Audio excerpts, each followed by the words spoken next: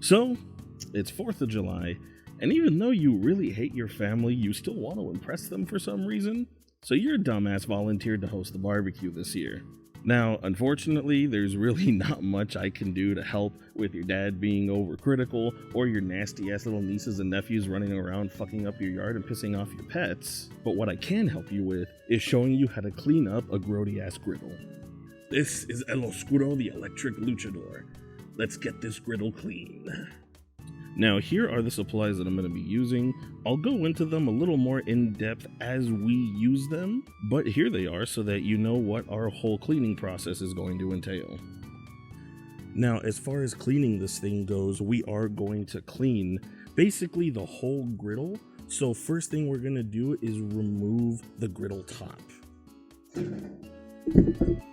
All right, now once the griddle top is removed, the first thing we're going to want to check are the burners. Now, over time, the burners can get clogged up and that can mess with your fire, but more importantly, it can also mess with the flow of gas, which is potentially extremely dangerous. So we're gonna go ahead and get our propane tank hooked up just so that we can get a good look at how these burners are going. All right, so with our propane going, we go ahead and we light this boy up.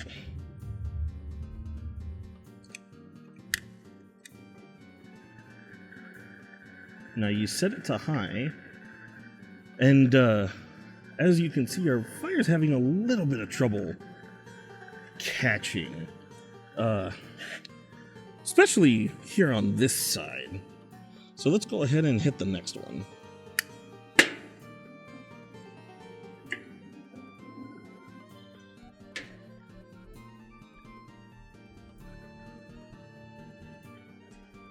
Oh yeah, you're seeing this really bright yellow flame here. That's not what you want to be seeing.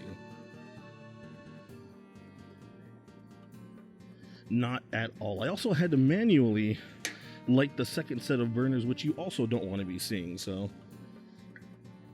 these are definitely going to need a cleaning. So go ahead, shut those off, shut off your propane, and we're going to go ahead and let these cool down before we pull them out. Now, of course, different manufacturers do have different sets of instructions on how to remove these. So you just follow the ones that are appropriate for your model of griddle.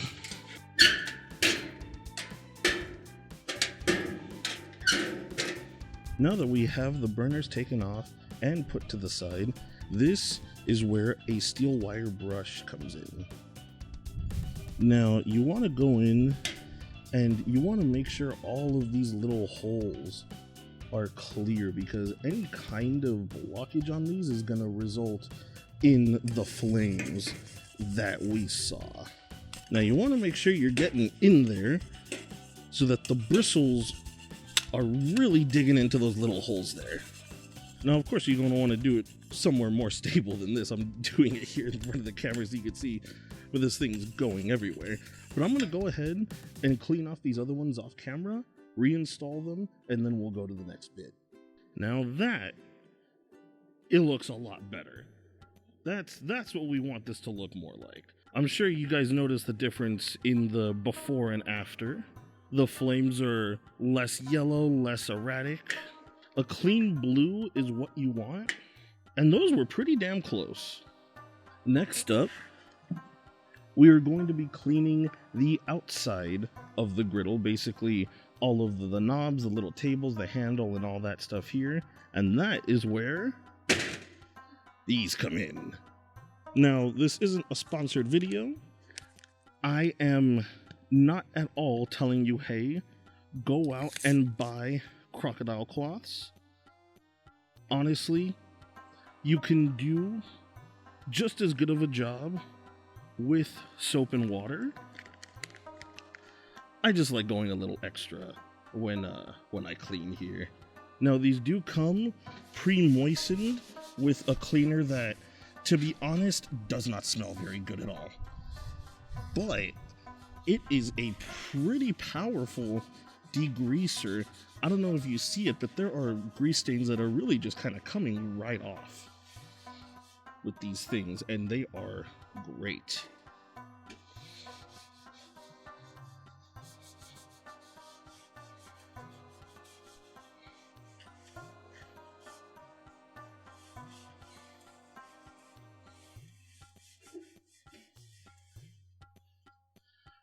And so especially if you don't clean your cookware very often, this really helps get off like a lot of that gunk that gets caked on, not only from cooking, but from essentially being outdoors all of the time.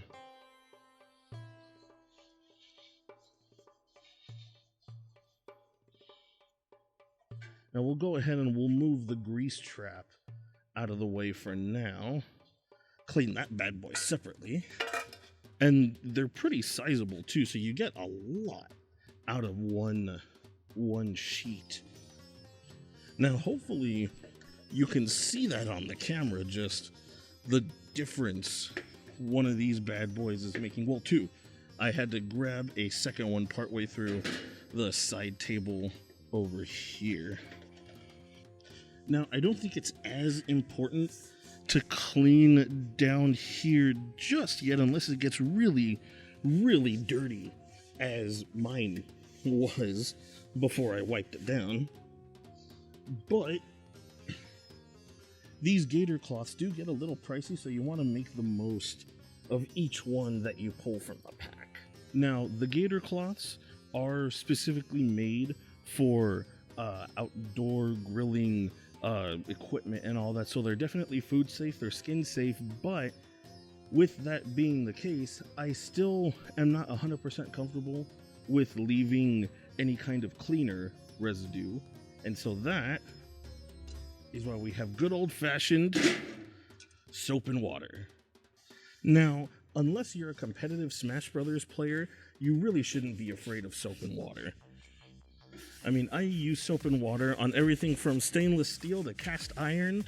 Honestly, as long as the applicator or sponge or whatever you want to call it that you're using isn't too abrasive, you should be fine.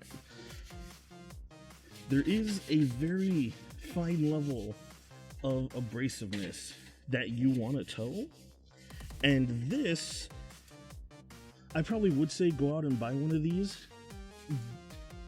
The perfect amount of abrasiveness is in a Scrub Daddy. Scrub Daddy dish soap.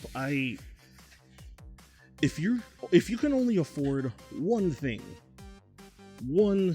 or one, set of things to clean your grilling equipment, Scrub Daddy and dish soap. That is all you need. And even if you need something a little tougher, a Scour Daddy will take care of that.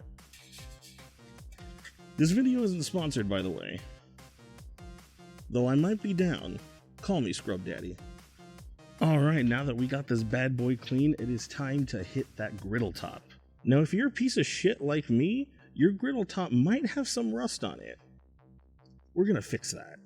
Now, first thing, with the griddle cold, we're just gonna give it a good scraping.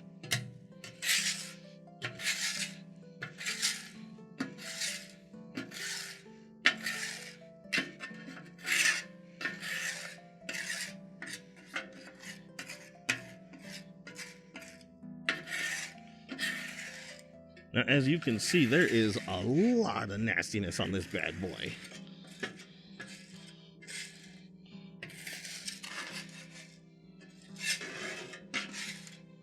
So we're going to go ahead and get as much of that as we can here into the grease trap.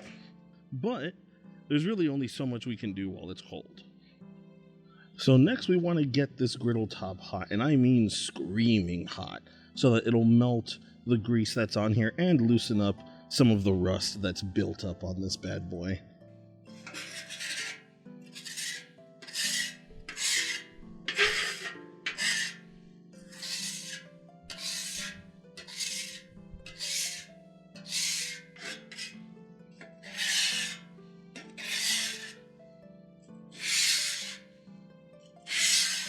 Now once you've given that a good scraping, this is a good time to kind of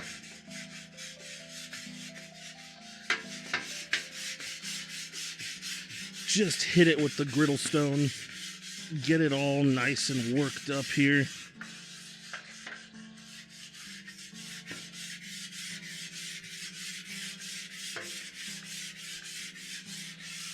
We really want to hit this thing all over the place.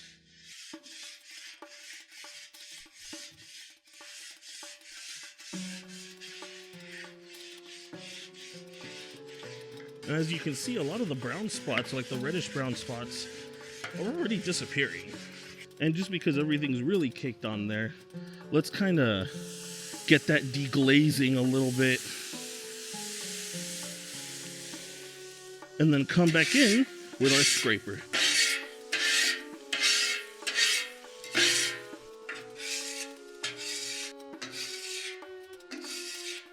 Now, as you can see, a lot more came off with that one.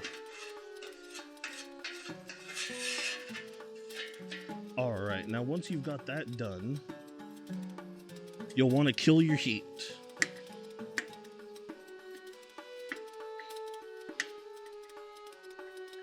Now this is where I like to get a little weird. This is a nylon brush attached to this cordless drill.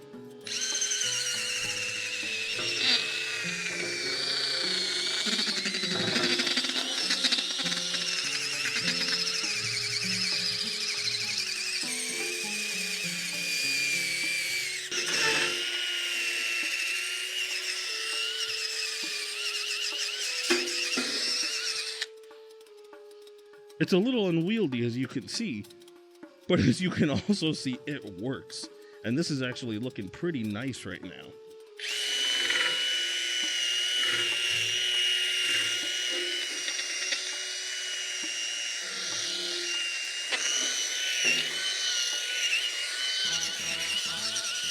Now with all this big stuff loosened,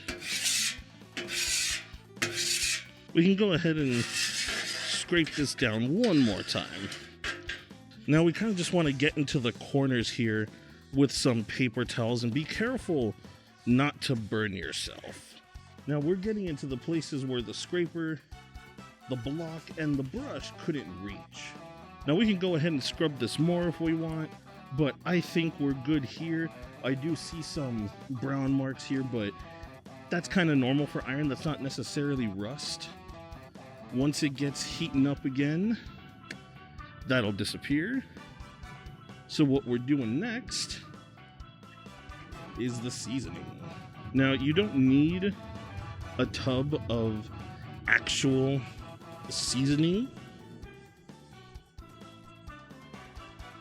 Honestly, any kind of cooking oil will do. Now, some people opt for a thin coat of seasoning where others like to lay it on really thick. I find it's really just kind of up to your sexual preference as to how much seasoning to put on. I like putting a fairly thick layer just because I like knowing that we're ready to go. And with that being said, we are ready to go.